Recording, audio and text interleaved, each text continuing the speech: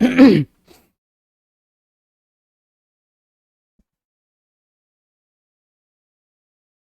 Afternoon to everyone, welcome to all. स्वागत है आप सभी का। आप एक बार ज़रा बताएं, ज़रा कमेंट करके क्या।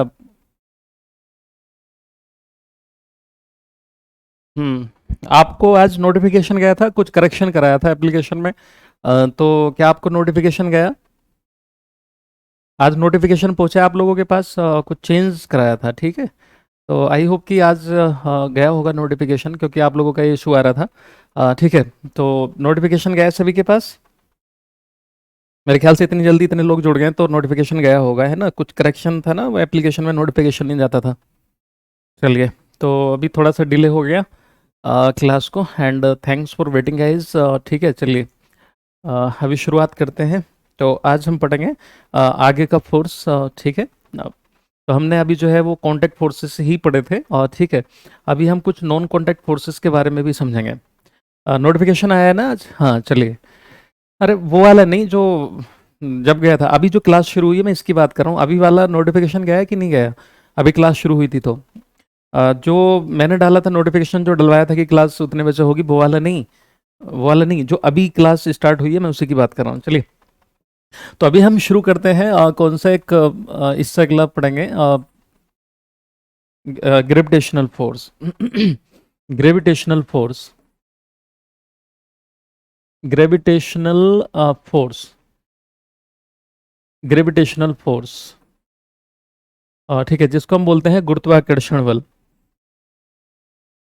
गुरुत्वाकर्षण बल। गुरुत्वाकर्षण ठीक है, बल। गुरुत्वाकर्षण बल। हाँ, अभी भी आया है ना नोटिफिकेशन? Okay, good. चलो, अब सही है ना। आपको नोटिफिकेशन नहीं जाता था तो पता नहीं चल पाता था। तो गुरुत्वाकर्षण बल क्या होता है? ये एक अट्रैक्टिव फोर्स है। क्या है ये? Attractive force. ठीक है। Attractive force. हाँ, चलो, गुड। तो attractive force, it is an attractive force. It is an attractive force. It is an attractive force.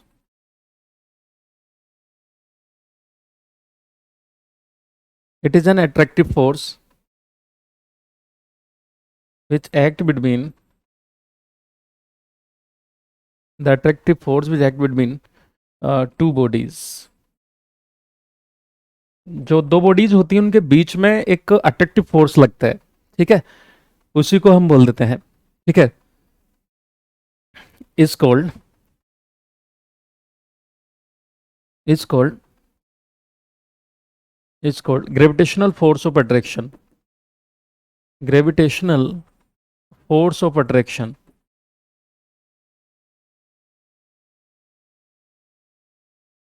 Attraction.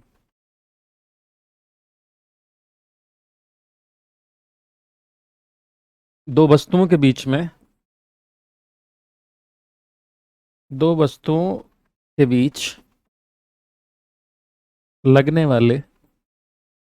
वाले आकर्षण बल को, आकर्षण बल को गुरुत्वाकर्षण बल कहा जाता है। गुरुत्वाकर्षण बल कहा जाता है। गुरुत्वाकर्षण बल कहा जाता है। ठीक है।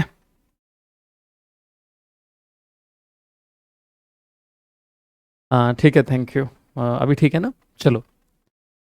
And it is based on, दो चीजों पे बेस्ड होता है, याद रखिएगा।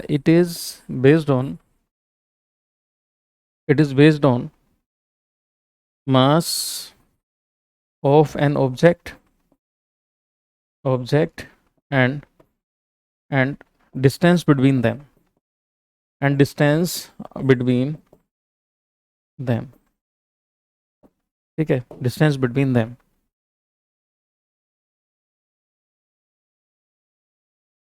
तो वस्तुओं के द्रव्यमान यह वस्तुओं के द्रव्यमान यह वस्तुओं के द्रव्यमान तथा उनके बीच की दूरी पर निर्भर करता है, तथा उनके बीच बीच की दूरी पर निर्भर करता है। ये वस्तुओं के द्रव्यमान तथा उनके बीच की दूरी पर निर्भर करता है। तो वस्तुओं के बीच की जो दूरी है उस पर निर्भर करेगा। ठीक है, एंड मास पे जो है डिपेंडेंट होगा। दो बॉडी जब एक जगह रखी हो या आसपास कहीं पर हो तो दोनों बॉडी अपने ओर खींचने की कोशिश करती हैं एक दूसरे को, और खिंचाव जो होगा उस तरफ ज़्यादा होगा जिधर मास ज़्यादा होगा। मटेरियल ज़्यादा होगा, मास ज़्यादा होगा तो क्या है, खिंचाव ज़्यादा होगा। याद रखिएगा, तो चीज़ें खिंच के उस तरफ ज़्यादा जाती हैं जिधर जो है मटेरियल ज़्यादा होता है। ठीक है। हाँ, हाँ मनीषा, ये विकेस्ट फोर्स में आता है। बिल्कुल, सबसे विकेस्ट फोर्स जो होता है वो यही है, सबसे कम जो होता है यही फोर्स होता है। ठीक है, अभी हम डिस्कस करेंगे कि कौन कौन सा फोर्स होता है। ठीक है।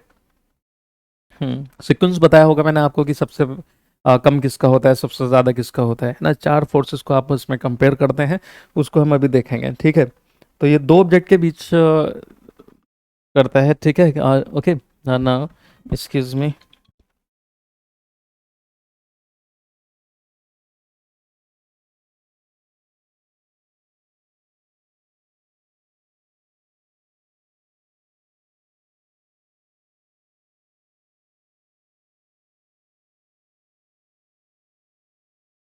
हाँ भाई, तो अब जैसे मेरे हाथ में ये मोबाइल है। ठीक है, तो ये मेरे हाथ में मोबाइल है एंड जो ये मार्कर है ना, अगर मैं दोनों की बात करूं कि भाई इसमें मटेरियल जो है इसमें ज़्यादा है, मास इसमें ज़्यादा है, तो ये क्या करेगा, इसको अट्रैक्ट, मतलब ये भी खींचने की कोशिश कर रहा है, ये भी खींचने की कोशिश कर रहा है। मटेरियल इसमें ज़्यादा है तो दरअसल ये है कि भाई ये खींचना चाहिए, तो अगर मैं इन दोनों को छोड़ दूं तो ये इस तरफ नहीं आ रहे हैं। अगर बात खींचने की आती है और मास पे बेस्ड है तो जाहिर बात है इन दोनों से बड़ी बॉडी तो मैं खड़ा हूँ, ये खींच करके मेरी तरफ आने चाहिए, है ना, मेरी तरफ आने चाहिए। बट ना तो ये ऐसे जा रहे हैं ना मेरी तरफ आ रहे हैं। अगर मैं इनको छोड़ रहा हूँ तो दोनों नीचे जा रहे हैं। क्यों? क्योंकि हम सबसे बड़ी बॉडी क्या है, हम सबसे बड़ी बॉडी क्या है, वो अर्थ है। तो अर्थ में जो है मास ज़्यादा है, मटेरियल ज़्यादा है, तो वो अपनी ओर खींचता है, समझ रहे हैं ना, अपनी ओर खींचता है ना। तो अब चलिए हम दो ऑब्जेक्ट ले लेते हैं। एक ऑब्जेक्ट मैंने ये ले लिया, मान लेते हैं ये अर्थ है, और ठीक है, अर्थ ले लेते हैं, क्योंकि अर्थ से कंपेयर कर लेंगे। हाँ ठीक है, पृथ्वी है और इसका जो मास है, तो मास जो है इसका एम ले लेते हैं। ठीक है, इसका मास जो है वो एम है। ठीक है, और मान लो एक कोई दूसरी बॉडी ले ली हमने, और इसका मास जो है वो स्मॉल एम है। क्या है, इसको स्मॉल, या चलिए कुछ और बड़ी ले लेते हैं, स्मॉल एम से हमने इसको डिनोट कर दिया। मान लो कोई ऑब्जेक्ट है, कोई अनदर ऑब्जेक्ट है ना, कोई वस्तु है। ठीक है, तो इनके बीच की डिस्टेंस होगी कुछ यहाँ से यहाँ तक होगी। ठीक है, और इनके बीच की जो रेडियस बनेगी, जितनी डिस्टेंस है उसका आधा कर देंगे। और खास करके जो खींचने वाला ऑब्जेक्ट होता है, ठीक है, उसका मास ज़्यादा होता है। ठीक है। हाँ, तो सबसे जो ज़्यादा होता है वो न्यूक्लियर फोर्स होता है। हाँ।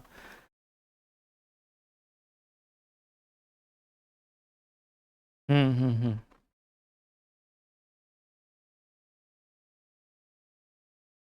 बिल्कुल। चलिए, तो देखो यहाँ पर क्या है कि इनके बीच में जब एक फोर्स लगेगा तो वो फोर्स जो है वो इन दोनों के क्या होगा, मास के मल्टीप्लिकेशन के बराबर होता है। जो फोर्स होता है दो ऑब्जेक्ट का, जो मल्टीप्लिकेशन होता है उनके बराबर होता है, यानी डायरेक्ट, बराबर नहीं, डायरेक्टली प्रोपोर्शनल होता है। तो ये हो गया डायरेक्टली प्रोपोर्शनल। ठीक है, अगर मान लो यहाँ पर इनके बीच की मैं डिस्टेंस ले लूँ तो उसकी जो रेडियस होगी उसका वन क्या है, 1/r² हो जाएगा। ठीक है, तो एक ये रिलेशन रहता है कि जो रेडियस है ना, उसका क्या है, स्क्वायर के डायरेक्टली प्रोपोर्शनल, इनवर्सली प्रोपोर्शनल होता है। ये हो गया। अब हम इन दोनों को एक साथ मिला करके लिख देंगे। तो फ्रॉम इक्वेशन 1 और 2, अगर हम इन दोनों को जोड़ दें, इक्वेशन 1 और 2 को, ठीक है, फ्रॉम इक्वेशन 1 और 2,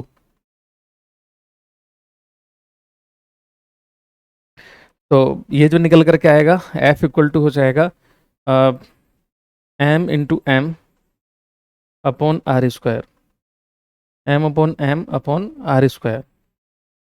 ठीक है, इतना से। तो ये हमारी जो है क्वेश्चन निकल करके आ गई 3। ठीक है, अब अगर मान लो हम इस सिंबल को हटाएंगे, आप इतना लिखिए पहले, यहाँ तक लिख लें।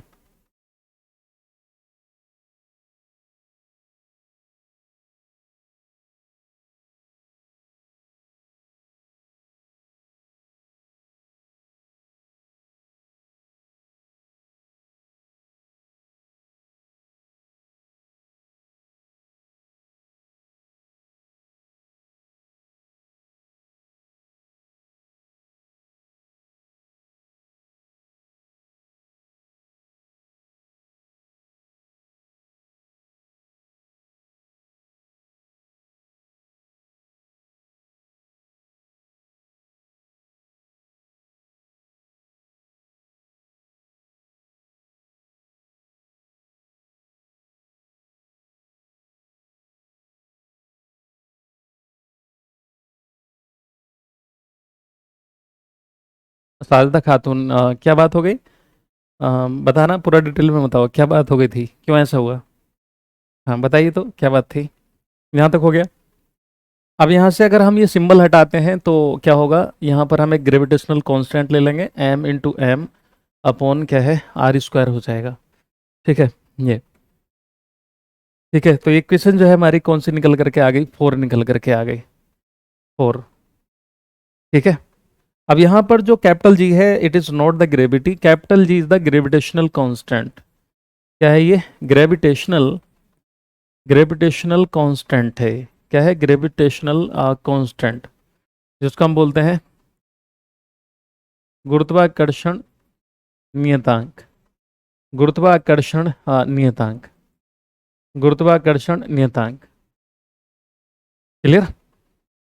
इसकी जो वैल्यू होती है वो फिक्स होती है ना, ये बदलती नहीं है, याद रखिएगा। 6.67, yes 67 into 10⁻11 newton metre square पर KG square, newton metre square पर केजी स्क्वायर ये रहती है। इसकी एक बार वैल्यू देख लेना, 6.67 इंटू 10⁻11 न्यूटन मीटर स्क्वायर पर केजी स्क्वायर। क्लियर हो गया यहाँ तक ये?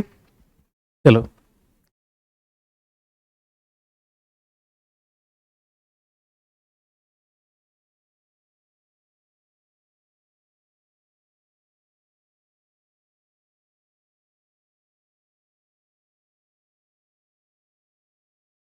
अच्छा कैसे साजदा, और बताओ। यहाँ तक हो गया सभी का?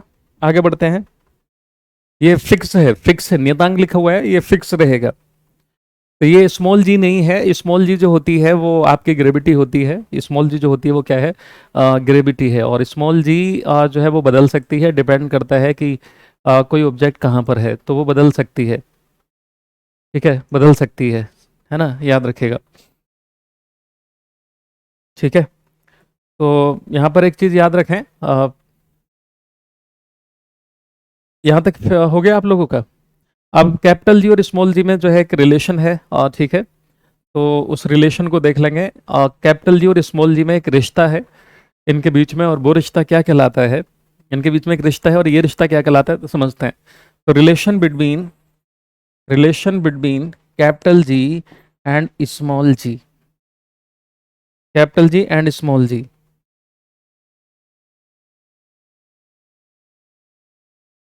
Relation between capital G and small जी।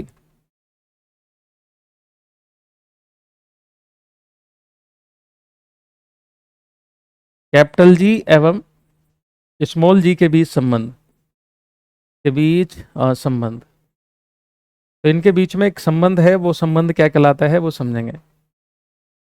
इनके बीच में क्या संबंध है, वो क्या कहलाता है देखते हैं। ठीक है, तो देखो, आप लोगों ने न्यूटन का सेकंड लॉ पढ़ा होगा, एफ इक्वल टू एम है।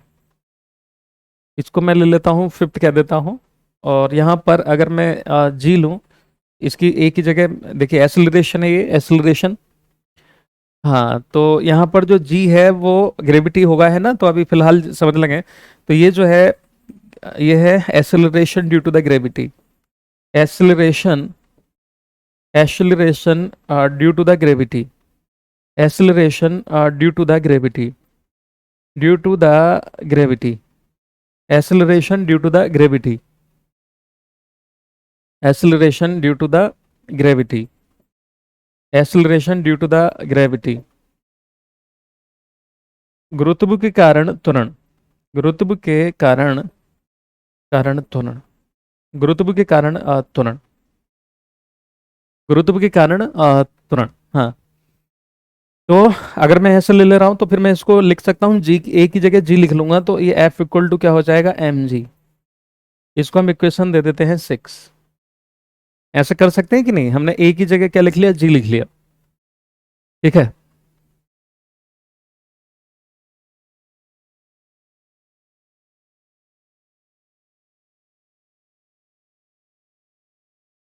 हम्म। अच्छा, चलिए कोई नहीं, तो यहां तक हो गया, आगे समझेंगे। यहां तक समझ में आया सभी को?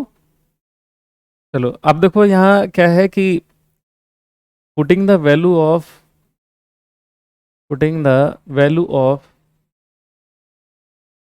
जी, value of F from equation 6, 6 थी ना?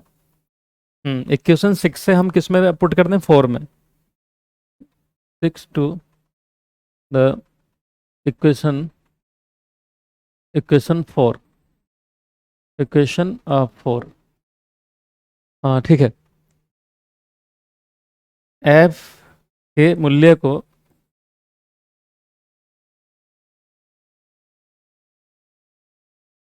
समीकरण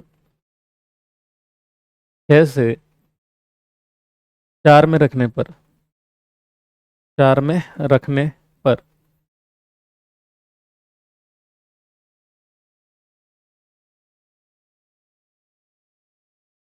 हाँ पुष्पा बेटा देखते हैं, है ना?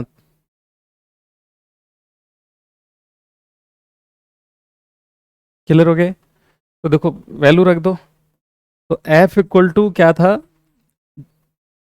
जी M, G M M upon R square, यही था ना? यहाँ पर एफ की वैल्यू पुट कर देंगे, तो यहाँ पर एफ की जगह मैं रख दूंगा एम जी, एम जी, क्योंकि F equal to M G था 4 में, हमने यहाँ पे रख दिया, तो ये हो जाएगा G M M upon R square. अब यहाँ क्या होगा कि आपको एम से एम कैंसिल कर देना है, यहाँ पर जी इक्वल टू बचेगा G M upon R square, बचा ना ये? यही आपका है,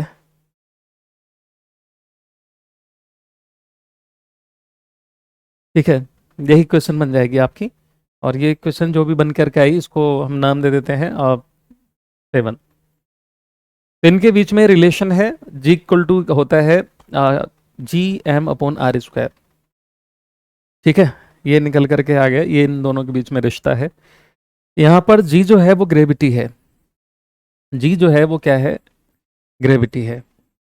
जी क्या है, ग्रेविटी है, यानी गुरुत्व है। और ये कम ज़्यादा हो सकता है ना? कहाँ कहाँ कम ज़्यादा होगा वो समझेंगे। ग्रेविटी है, ठीक है। ये क्या है, ये,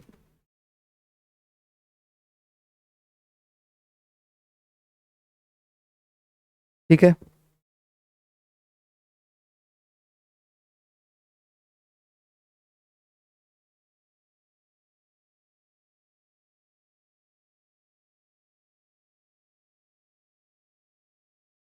हो गया?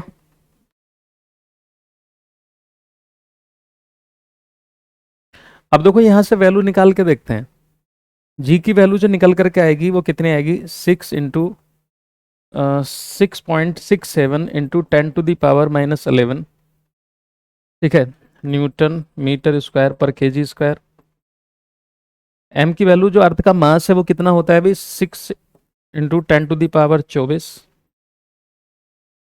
और यहाँ पर डिवाइड बाई आर जो है, अर्थ की रेडियस कितनी है भाई, अर्थ की रेडियस है 6 पॉइंट, मेरे ख्याल से कितनी है, 6.4 है ना, 10 to the power 12 metre square, ठीक है, सॉरी मीटर। तो रेडियस है इतनी हो जाएगी, ठीक है। इसको कैलकुलेट करके देखो कितना आ रहा है, ठीक है, इसकी वैल्यू हो गई ओके, 10 की पावर 6 होगा, 10 की पावर 6।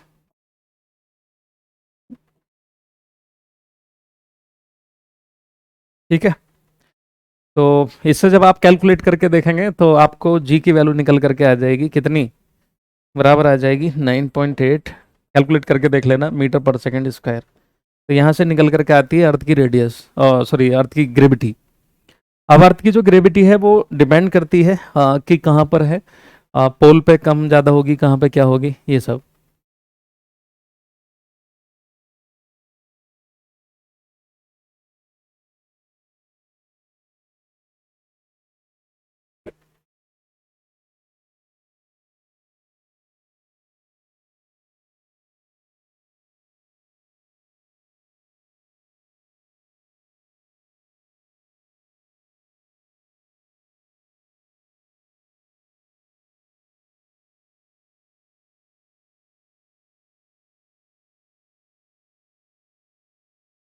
क्लियर हो गया? हम्म। तो ये निकल करके आ गई, नाउ विल डिस्कस नेक्स्ट। अब देखो, अर्थ की जो ग्रेविटी होती है अर्थ पर, ग्रेविटी ऑन अर्थ, पृथ्वी पर द्रव्यमान, गुरुत्व, गुरुत्व पोल पे मैक्सिमम होगा, मैक्सिमम होगा कहाँ पर, पोल्स पर। सर्वाधिक होगा कहाँ पर, at poles, at poles, at poles, ध्रुवों पर, ध्रुवों पर। मिनिमम, मिनिमम कम से कम जो होगा, मतलब लेस होगा, कम होगा, अ, सबसे कम या न्यूनतम कह लीजिए। सबसे कम का मतलब ये है लेकिन बिल्कुल ख़त्म नहीं है। तो कहाँ होगा, इक्वेटर पर, इक्वेटर पे, यानी भूमध्य रेखा पर।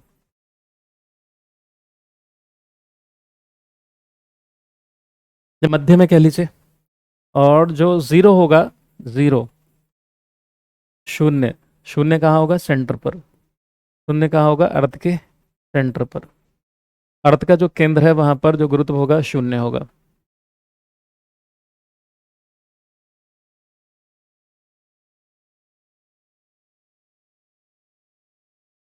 हाँ, लगभग 10 के आसपास होता है। आपने बहुत से न्यूमेरिकल्स में जो है इसकी वैल्यू रख करके देखी होगी, बहुत जगह हम जी की वैल्यू 10 रख करके न्यूमेरिकल सोल्व करते हैं। ठीक है, याद रखेगा, तो ये हो गया ना। अब यहाँ पर एक चीज़ याद रखें,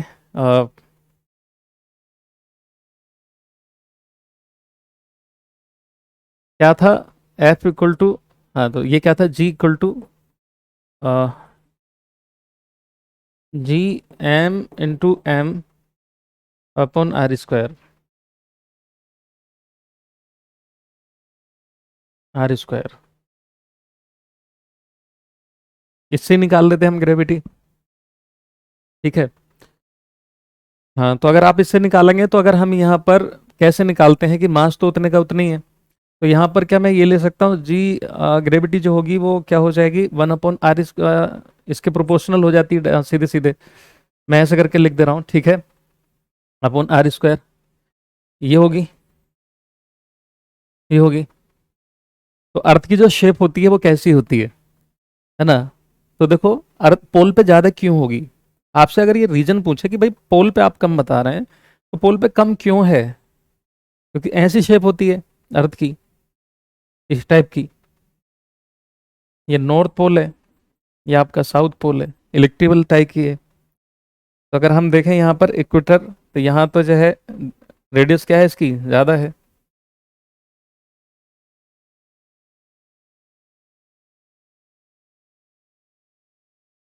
और अगर हम ऐसे देखें, ठीक है, तो अगर मान लो इसको रेडियस लें यहाँ से यहाँ तक,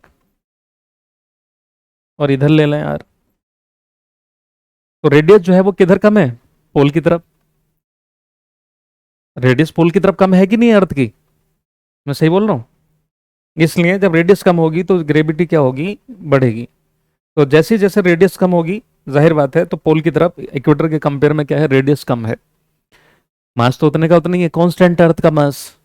तो जाहिर बात है मास से तो कोई लेना देना है नहीं, तो यहाँ पर जो रिलेशन निकाला है 1/r² से निकाला, यानी रेडियस का जो स्क्वायर होगा, है ना, 1/r करके हम लिख लेंगे, तो इन्वर्सली प्रोपोर्शनल है। तो जिधर रेडियस कम होगी तो जाहिर बात है जिधर रेडियस कम है उधर रिजल्ट ज्यादा आएगा, इसलिए पोल पे ज्यादा आता है, समझ रहे हैं ना, तो थोड़ा सा ज्यादा है।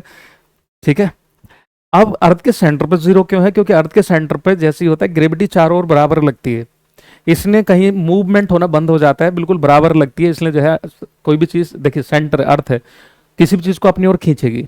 अब जो कोई चीज बीच में पहुंच गई, अब किधर खींचेगी, वो वहीं पर रुकी रहेगी, इसलिए वहां पर ग्रेविटी क्या है, शून्य मानी जाती है। राइट ना। तो मास में और वेट में यही फर्क होता है कि अगर हम मास के मल्टीप्लीकेशन में, ठीक है, देखिए वेट जो है वो काइंड ऑफ फोर्स है, अगर देखा जाए तो जो फोर्स है, क्योंकि फोर्स की यूनिट भी देखा जाए तो क्या होती है, न्यूटन होती है, और जो ग्रेविटी होती है, नहीं उसकी क्या बोलते हैं इसको, वेट, वेट की यूनिट भी क्या होती है, न्यूटन होती है, दोनों की न्यूटन होती है। तो अब यहाँ पर आप ये देखिएगा कि मास और वेट में क्या फर्क होता है, याद रखेंगे। तो मास क्या चीज है, मास किसी ऑब्जेक्ट का, द्रव्यमान। द्रव्यमान के बारे में समझ लेना कि द्रव्यमान का मतलब होता है कि एक्चुअल में कितना मटेरियल उसमें लगा है। ठीक है। तो it is the amount, it is the quantity of amount, या quantity of material which actually which actually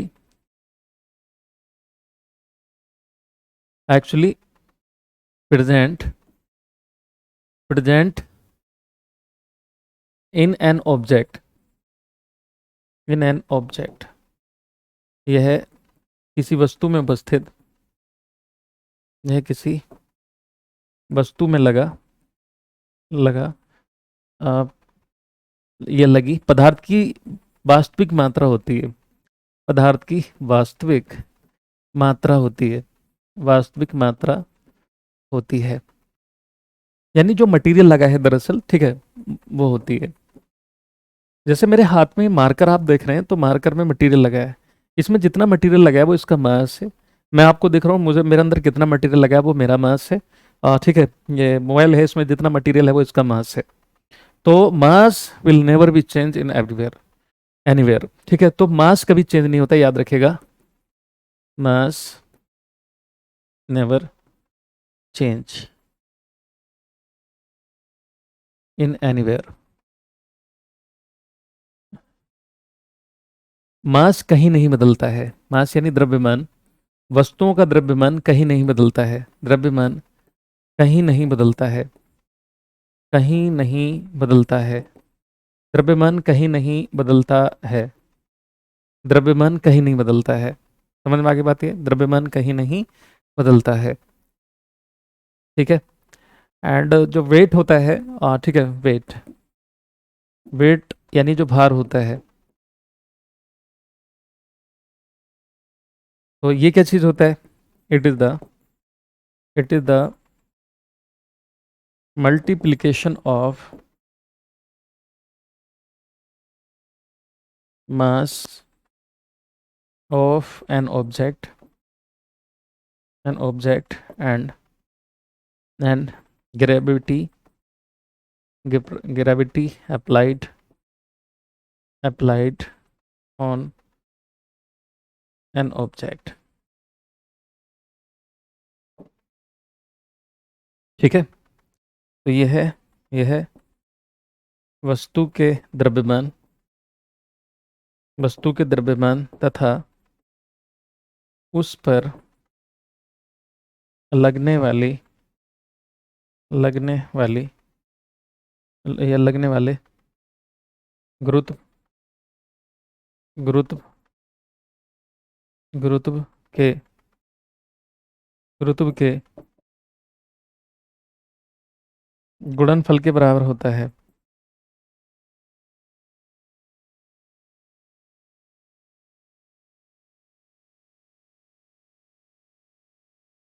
ठीक है। चलो यहां तक समझ में आया सभी को, यहां तक समझ में आया। हम्म। तो हम इसको हम कैसे लिख सकते हैं, अगली लाइन से देखेंगे। आप क्लियर हो रही हैं चीजें आपको सभी को। आराम आराम से यूं ही हम पढ़ते हुए चल रहे हैं और बिल्कुल सब चीज़ें क्लियर हो जाएंगे। लिख लो आप इसको।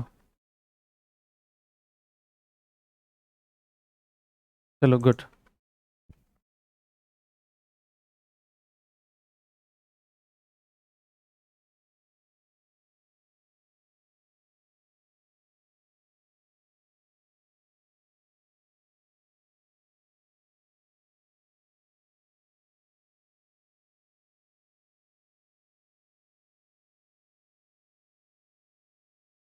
और ये याद रखिएगा जो वेट है, अगली लाइन पे आता है,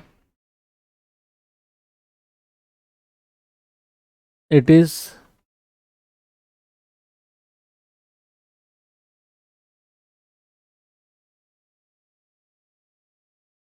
वेरिएबल।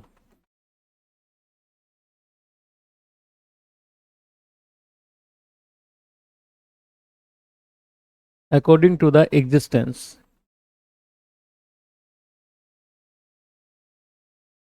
ये ऐसे लिख लो, बस इतना रहने दो। यह बदलता है, यह बदलता है, अकॉर्डिंगली ये बदलता है। ठीक है। तो अगर हम इसकी बात करें तो वेट इक्वल टू क्या हो जाएगा, मास इनटू ग्रेविटी।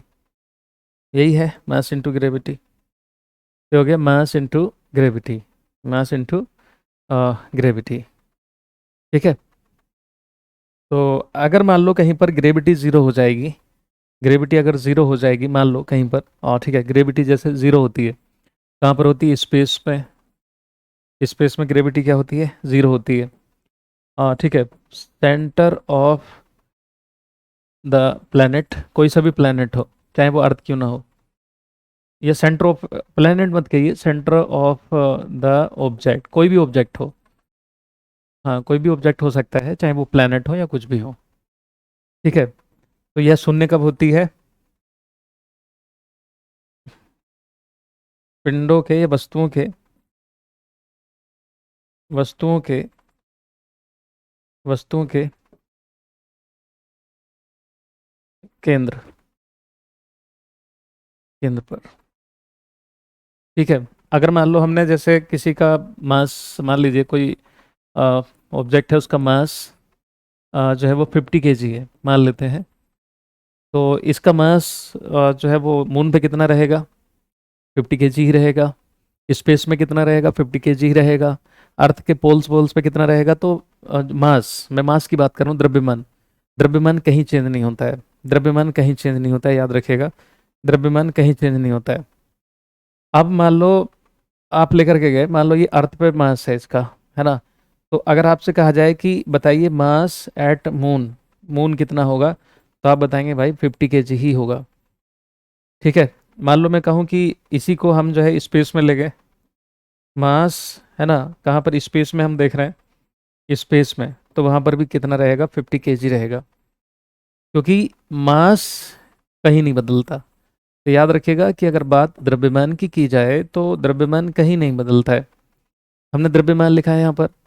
अब अगर मैं मान लो उसकी बात करूँ कि वेट की, मैं वेट की बात करूँ यानी भार की बात करूँ, इसकी भार की, तो जो भार होगा, ठीक है, अगर मैं बात करूँ एट स्पेस या इन स्पेस, अंतरिक्ष में। ठीक है। अंतरिक्ष में अगर हम देखें कि भाई अंतरिक्ष में कितना रहेगा, तो याद रखिएगा अंतरिक्ष में जो वेट हो जाएगा वो कितना होगा, शून्य हो जाएगा। क्यों, क्योंकि मास से, जैसे मान लो यही हम बात करें इसी ऑब्जेक्ट को लेके, और 50 इंटू ग्रेविटी वहाँ पर कितनी है, ज़ीरो, 0 मीटर पर सेकेंड है ना, तो ये हो जाएगा मास 50 kg, और ग्रेविटी हो गई 0 मीटर पर सेकेंड स्क्वायर।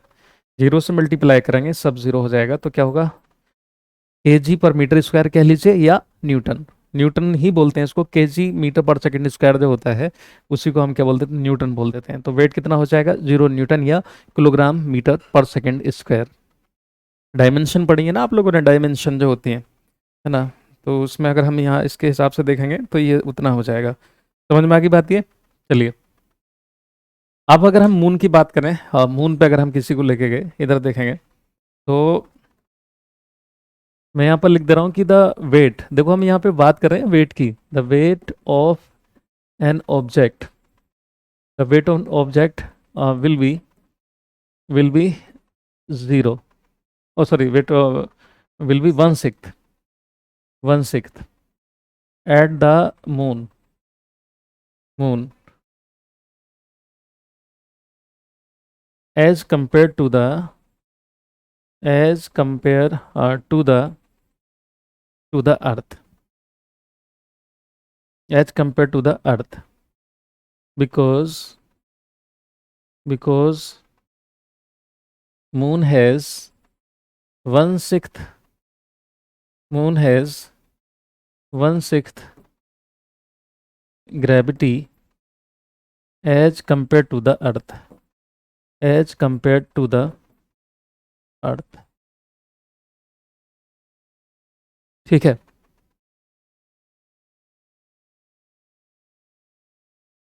पृथ्वी की तुलना में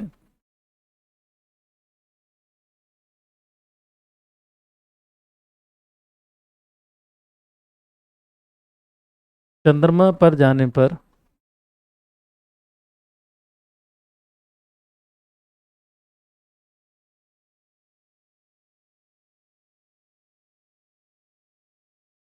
गुरुत्व वंशिक्त रह जाता है,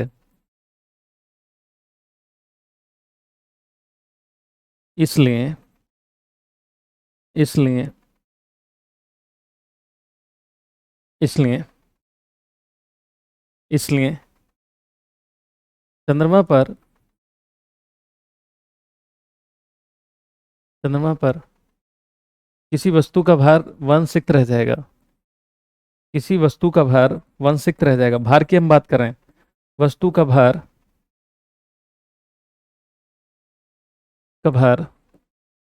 वन सिक्स रह जाएगा। ये बात आ गई आपको समझ में? ठीक, जैसे हमने मान लो, हाँ हमने जैसे वो लिया था 50 kg, मान लो कोई ऑब्जेक्ट है उसका मास कितना था, 50 kg हमने ले लिया था एग्जाम्पल बतौर।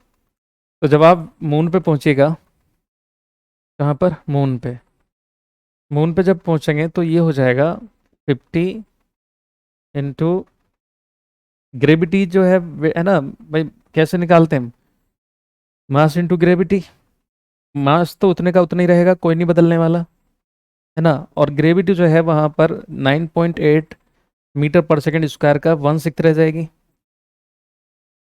ये हो जाएगा। जब हम इससे निकाल करके देखेंगे तो वहाँ पर जो ये बचेगा कितना हो जाएगा, ठीक है, इससे आप निकाल लो कितना निकल करके आ रहा है, ठीक है, तो लगभग कितना आ जाएगा ये, मल्टीप्लाई करके कैलकुलेट करके देखो इसको, चलिए कैलकुलेट कर लेते हैं। ये आ जाएगा आपका 50 इंटू 9.8 और डिवाइड बाई आपका सिक्स, 81.67 आ गया, 81.66 आ रहा है, तो 67 कर लेंगे क्या, न्यूटन, तो इतना निकल करके आ जाएगा। तो वहाँ पर अगर हम मून पे देखेंगे तो ये निकल करके आ जाएगा, इतना बचेगा, इतना बचेगा।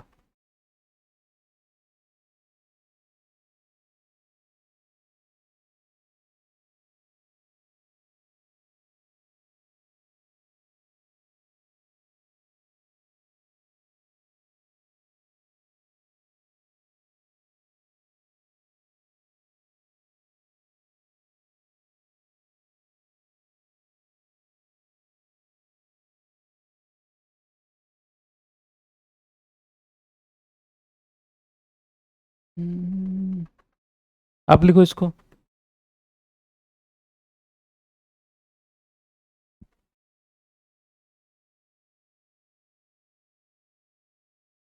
हम्म,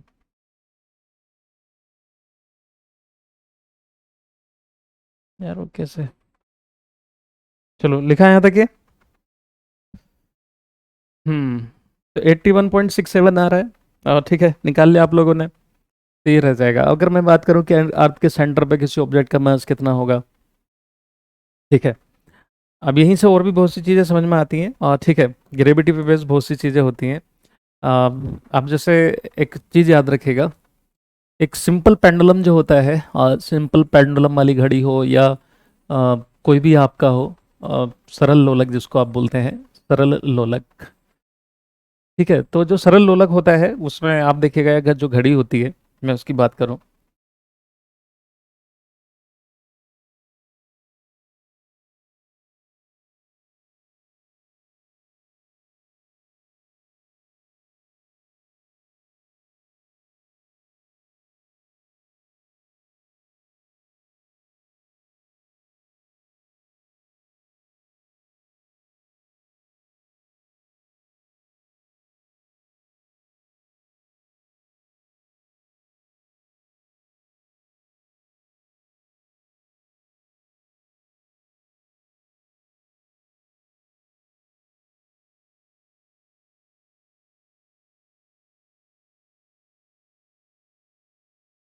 ये ऐसे जाता है।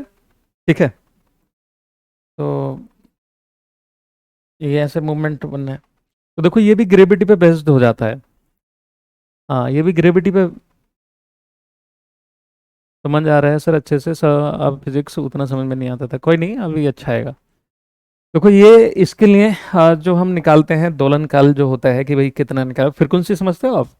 जो फ्रिक्वेंसी होती है, ठीक है, उसको 1/t होता है। ठीक है, कितना टाइम लग रहा है किसी चीज़ को होने में, ठीक है, तो उससे हम निकालते हैं फ्रिक्वेंसी की एक ही बार, एक ही जैसी चीज़ कितनी बार में किसी पर्टिकुलर समय में कितनी बार हो रही है, उसी को हम फ्रिक्वेंसी बोलते हैं कि भाई, है ना। अब यहाँ पर हम बात करेंगे कि इसको दोलन काल बोलते हैं। देखिए ये यहाँ से जाएगा, यहाँ पर मान लो इसकी इनिशियल पोजीशन है, इधर गया, फिर इधर से उधर जाएगा, फिर यहाँ आएगा, इसको हम बोलते हैं वन ऑसिलेशन।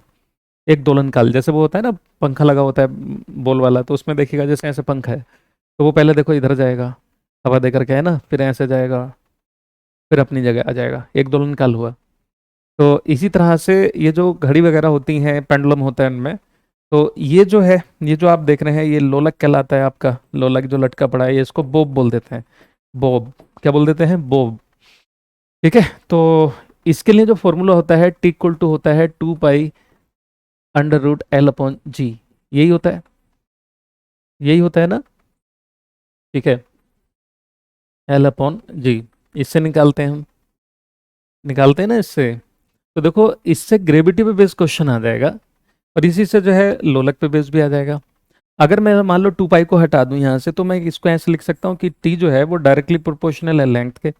जितना ज़्यादा लंबाई बढ़ेगी, ये जो लटका हुआ है ना, जो धागा लटका हुआ है, ये जो भी है जिससे लटका हुआ है ये, है ना, जितना ये बढ़ेगा उतना देर दूर तक जाएगा, फिर वो ज़्यादा टाइम लेगा आने जाने में।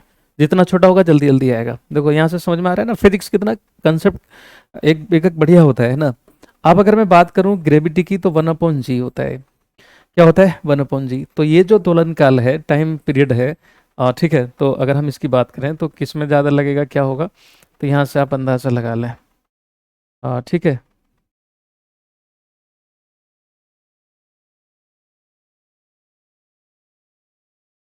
ना। अब देखो आपसे क्वेश्चन पूछेगा कि बताइए गर्मी के दिनों में, गर्मी के दिनों में जो घड़ी होती है वो स्लो हो जाती है। गर्मी के दिनों में घड़ी स्लो क्यों हो जाती है? तो आप बताएंगे पेंडुलम की लंबाई बढ़ जाती है। तो ये आप इसको लिख लो पहले, इससे आपको समझ में आ गया होगा। निकालते ना। तो वो ग्रेविटी पे बेस्ड होता है, इसलिए मैंने यहाँ पे डिस्कस कर दिया। तो लंबाई पे भी बेस्ड होता है। तो in summer season, in summer, summer season, ग्रीष्म काल में जो पेंडुलम घड़ी होती है उसके साथ क्या होगा? पेंडुलम, पेंडुलम क्लॉक स्लो हो जाती है, बिकम्स टू स्लो। ठीक है, तो पेंडुलम घड़ी, पेंडुलम घड़ी धीमी हो जाती है, धीमी हो जाती है। क्यों होती है? क्यों होती है? क्योंकि इससे होता है, इससे क्या होता है कि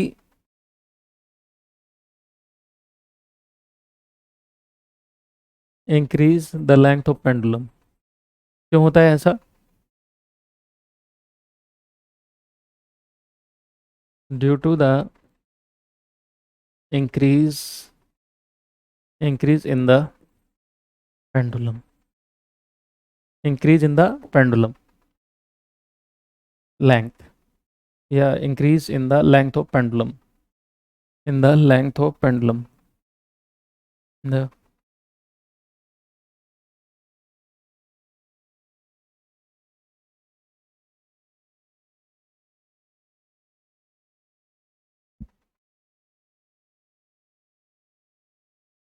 यहाँ तक आपको समझ में आ रहा है? Increase in the increase in the length of the pendulum, of the pendulum pendulum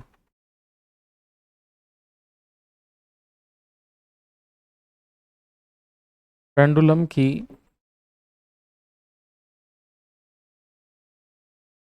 लंबाई में वृद्धि के कारण, क्योंकि लंबाई बढ़ेगी तो यहाँ से आप समझ लो, क्योंकि टी इक्वल टू क्या होता है, डायरेक्टली प्रोपोर्शनल लेंथ के होता है। आगे बात समझ, लेंथ बढ़ रही है तो टाइम भी बढ़ेगा, है ना, टाइम भी बढ़ेगा, दोलन जो होगा टाइम लेगा, है ना, दोलन काल में क्या है, टाइम लगेगा, ऐसे जाएगा फिर आएगा इस तरह से। अब इसी पे एक क्वेश्चन और आता है कि देखो, अभी मैं आ रहा हूँ ग्रेविटी पे भी आ रहा हूँ, यहाँ तक लिखा आप लोगों ने। एक क्वेश्चन और आता है कि अगर कोई मान लो कोई झूला झूल रही है या रहा है, वो बैठे बैठे झूला झूल रहा है तो ज़्यादा टाइम लगेगा आने जाने में। तो ये कहा जाता है कि अगर झूला कोई बैठ के झूल रहा है, अगर मान लो वो खड़ी हो जाती है या खड़ा हो जाता है, तो बताइए क्या झूला जो उसमें जल्दी जल्दी चलने लगेगा या फिर जो है स्लो हो जाएगा? तो आप बताएंगे भी फास्ट हो जाएगा। कैसे? देखो आगे समझेंगे कि क्या होता है कि अगर मान लो कोई, जैसे मान लो अ, पेड़ में डाल करके वो अक्सर झूलते हैं ना झूला, तो मान लो कोई इस पे जो है पटरा जैसा है वो, और उस पर कोई मोहतरमा बैठी है, ठीक है, तो मान लो वो यहाँ पर बैठी है इस तरह से करके आराम से, और झूला झूल रही है। अब फिर क्या हुआ कि बाद में वो खड़ी हो जाती है ना, बाद में क्या होती है, खड़ी हो जाती है। ठीक है, मान लो इसका नाम है कुछ, है ना, बसंती। तो इधर आप देखिए कि वो खड़ी हो जा रही है। जब वो पहले झूला झूल रही थी, जब वो बैठी हुई थी, तो उसका जो सेंटर ऑफ इसका जो ग्रेविटी माना जा रहा था यहाँ पर, एंड ये इतनी लेंथ हम ले रहे थे। तो यहाँ से मान लो जैसे झूला टंगा हुआ है या किसी से, तो हम पहले लेंथ ले रहे थे यहाँ तक, यहाँ तक लेंथ ले रहे थे, है ना, ये लेंथ थी। समझ में आई बात? ये लेंथ थी। अब मान लो मोहतरमा जो है वो खड़ी हो गई, और ठीक है, तो याद रखिएगा कि अब इसका जो सेंटर माना जाएगा, ठीक है, वो यहाँ पे माना जाएगा, इसके नाभि के आसपास या थोड़ा यहाँ पर। तो अब इसकी जो लेंथ मानी जाएगी वो यहाँ से यहाँ तक मानी जाएगी, यहाँ से यहाँ तक लेंथ लेंगे हम, यहाँ से यहाँ तक लेंथ लेंगे। तो याद रखिएगा इसमें भी क्या होगा कि अगर वो बैठी हुई मोहतरमा खड़ी हो जाती है तो क्या होगा, आ, देखो इसके केस में क्या होगा, स्लो रहेगा, स्लो, है ना। और इसके केस में जब ये खड़ी हो जा रही है तो जो झूला होगा वो क्या होगा, फास्ट हो जाएगा, है ना। झूला जो होगा वो फास्ट हो जाएगा, मतलब इन द सेंस जल्दी जल्दी आएगा, फिर वो जल्दी, और जब बैठी होगी तो दूर तक जाएगा, फिर आएगा, दूर तक जाएगा। समझ में आ गई बात? ये इस तरह से आप समझ लो। अब बात करते हैं कि बताइए जो क्लॉक है उसके साथ क्या होगा अगर हम उसको कहाँ पर लेकर के जाते हैं, अगर हम उसको लेकर के जाते हैं पोल पे। तो अब देखो क्या होगा कि नॉर्मली हम लेकर के जा रहे हैं और कहाँ पर, पोल पे। चलिए अगली लाइन से ही समझते हैं। ठीक है, अब जैसे मान लो कोई घड़ी है, पेंडुलम घड़ी, पेंडुलम क्लॉक है, पेंडुलम घड़ी है। अब इसको हम ले गए कहाँ पर, आपसे कहा जाए कि बताइए हम इसको पोल पे लेकर के जा रहे हैं। ठीक है, तो याद रखिएगा कि हम इसको लेकर के जा रहे हैं एट पोल्स, एट पोल्स। ठीक है, पोल पर लेकर के जा रहे हैं, ध्रुवों पर ले गए आप घड़ी को, कहाँ पर ले गए, ध्रुवों पे, ध्रुवों पर लेकर के चले गए। ठीक है, ध्रुवों पर लेकर के आप जो है इसको चले गए। अब आपसे कहा जा रहा है कि बताइए घड़ी जो है वो स्लो होगी कि फास्ट हो जाएगी। तो देखो क्या होगा, जो clock will be fast, faster, तो क्लॉक विल बी फास्टर। ठीक है, तो घड़ी घड़ी तेज हो जाएगी, घड़ी तेज हो जाएगी। ठीक है, घड़ी तेज हो जाएगी। कैसे तेज होगी, देखो, इक्वल जो होता है वो क्या होता है, 1 अपॉन क्या था, L/G। तो इन्वर्सली क्या था, ये था, है ना। टी क्या है यहाँ पर, दोलन काल है। ठीक है, टाइम पीरियड है, तो ये है ना, इसको हम जो है टाइम पीरियड कह सकते हैं। ओसिलेशन अलग चीज होती है, दोलन, और दोलन काल अलग चीज होती है, टाइम पीरियड। ठीक है, दोलन काल कह सकते हो आप इसको, दोलन नहीं कहेंगे, दोलन काल। तो यहाँ पर क्या होगा भाई, जब जी की वैल्यू पोल पर बढ़ेगी तो gravity more will be more at the poles at the poles. तो याद रखिएगा कि ध्रुवों पर गुरुत्व जो होगा वो क्या होगा, अधिक होगा। ध्रुवों पर गुरुत्व अधिक होगा। ध्रुवों पर गुरुत्व अधिक होगा। तो जाहिर बात है, जी की वैल्यू बढ़ेगी तो रिजल्ट जो है वो अपने आप ही कम आएगा। हाँ, तो क्या होगा, फास्ट हो जाएगी घड़ी, जो है तेज हो जाएगी। अब इस पे क्वेश्चन ये आ सकता है कि बताइए, पेंडुलम को ऐसे रट लेते हैं ना बहुत से लोग, इसको कई बार ये आ जाता है कि अगर मान लो घड़ी को पोल से लाया गया और उसको इक्वेटर पे ले आए, तो घड़ी क्या है, स्लो हो जाएगी या फास्टर हो जाएगी। तो आप बताएंगे कि अगर हम उसको लेकर के आते हैं पोल से इक्वेटर की तरफ, घड़ी जो है सुस्त हो जाएगी। सुस्त बोलते हैं उसको, मतलब स्लो पड़ जाएगी, थोड़ा सा धीरे धीरे चलेगी, है ना, मतलब धीमी हो जाएगी। आगे बात समझ। तो मेरे ख्याल से ये वाले क्वेश्चंस आप ऐसे कर लेंगे। ठीक है, चलो आगे बढ़ते हैं और थोड़ा सा देखेंगे।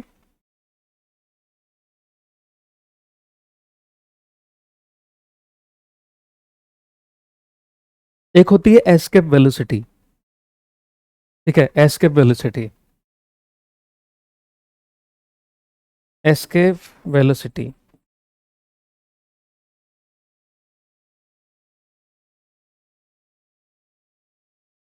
एस्केप वेलोसिटी, इसको हम डिनोट करते हैं बी से, और ये होता है 2GRE का अंडर रूट होता है। ठीक है, एस्केप वेलोसिटी हो गई है। इसका भी थोड़ा सा रखेंगे ध्यान, और इसको हम बोलते हैं पलायन वेग। क्या बोलते हैं इसको, पलायन पलायन वेग। 2GRE, 2GRE। ठीक है, और यहाँ पर इसके नीचे ई लिख सकते हैं, एस्केप वेलोसिटी। किस चीज़ से डिनोट करते हैं इसको, वी से। तो यहाँ पर जी जो है वो क्या है, हाँ, जी जो है वो ग्रेविटी है अर्थ की, और आर ई जो है वो क्या है, अर्थ की। अब किसी का भी फॉर्मूला ये निकालना होगा, सबके लिए रहेगा। मून का निकालना है तो एम रख देंगे यहाँ पर, एम लिख देंगे, RM। ये तो डिनोट करने के लिए। सन का रखना है तो एस रख देंगे, RS कर देंगे यहाँ पर, कोई दिक्कत नहीं है। हम्म, चलिए बहुत बढ़िया। यहाँ पर तो ये एस के वेलोसिटी होती है, प्लान वेग। प्लान वेग क्या होता है, एक ऐसी स्पीड से किसी को हम इतना तेजी से फेंकें, किसी ऑब्जेक्ट को हम इतनी तेजी से फेंकें कि वो किसी ऑब्जेक्ट की जो ग्रेविटी है उसको पार करके बाहर निकल जाए। उसको पार करके जैसे ही वो बाहर निकलेगी, ठीक है, पार करके बाहर निकल जाएगी। ठीक है,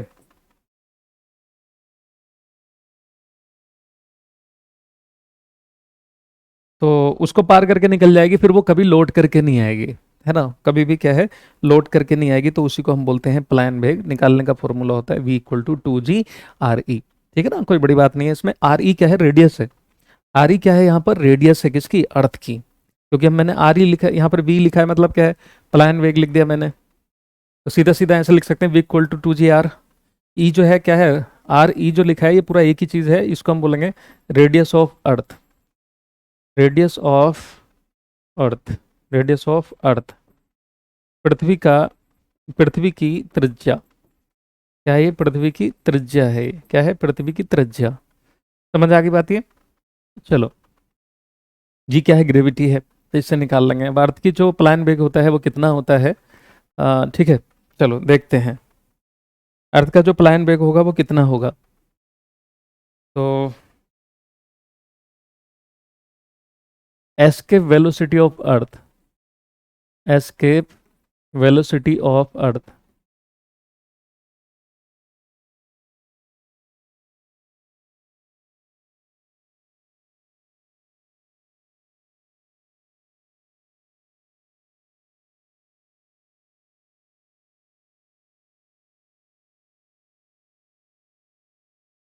पृथ्वी का पलायन वेग, जितनी बड़ी बॉडी होगी उसका पलायन वेग उतना ज़्यादा होता है। तो इसका होता है 11.2 मीटर पर सेकेंड। हम किसी चीज़ को इतनी तेज़ी से फेंके कि 1 सेकंड में 11.2 मीटर पर सेकंड चले जाए तो वो अर्थ के ग्रेविटी को पार करके निकल जाएगी और वो कभी लौट करके नहीं आएगी, है ना। इसी तरह से एस्केप वेलोसिटी ऑफ मून, अगर हम एस्केप वेलोसिटी ऑफ मून देखें तो इसको हम क्या बोलेंगे, वी एम। ये होता है 2.38 मीटर पर सेकेंड। अगर मैं बात करूं किसकी, एस्केप वेलोसिटी ऑफ सन, ये तो चंद्रमा की हो गई। अगर मैं बात करूं सूर्य की, मून, मून सॉरी सन, यानी सूर्य, कैसे लिखेंगे, वी एस इक्वल टू हो जाएगा 618, 1 मिनट किलोमीटर पर सेकेंड, सॉरी किलोमीटर पर सेकेंड, किलोमीटर भाई, किलोमीटर में लेंगे, इतना तो कोई भी फेंक देगा। किलोमीटर पर सेकेंड, किलोमीटर पर सेकेंड, ठीक है। 11.2 मीटर, नहीं नहीं, 11.2 किलोमीटर होगा, ठीक है। हाँ आजाद, हाँ, मीटर पर सेकेंड स्क्वायर नहीं, किलोमीटर पर सेकेंड, पर सेकेंड, स्क्वायर भी नहीं आएगा उसमें। ग्रेविटी नहीं है, स्पीड बतानी है आपको, तो स्पीड जो है वो इतनी आएगी आपकी। हाँ, अगर मान लो सूरज के कोई ग्रेविटी पर है और सूरज के उससे ग्रेविटी से बाहर निकालना है तो वहां से 618 किलोमीटर 1 सेकंड में फेंका जाए, तब फिर वो लोड करके नहीं आएगा। समझ रहे हैं ना। इसी तरह से जो चंद्रमा है, चंद्रमा की ग्रेविटी से अगर किसी चीज़ को बाहर फेंकना हो तो 2.38 किलोमीटर 1 सेकंड में फेंकना पड़ेगा, फिर वो वापस कभी लौट के चंद्रमा पे नहीं जाएगा। ठीक है ना।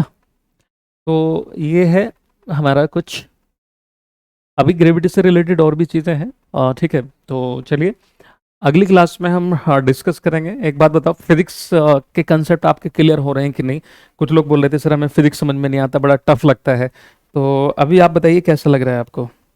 और इसी टाइप के क्वेश्चन आते हैं सारे। ठीक है।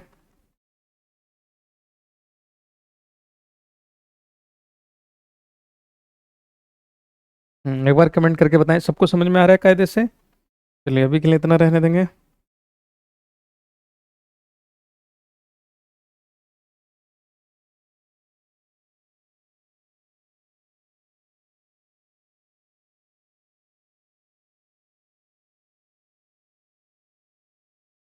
हो गया सभी का।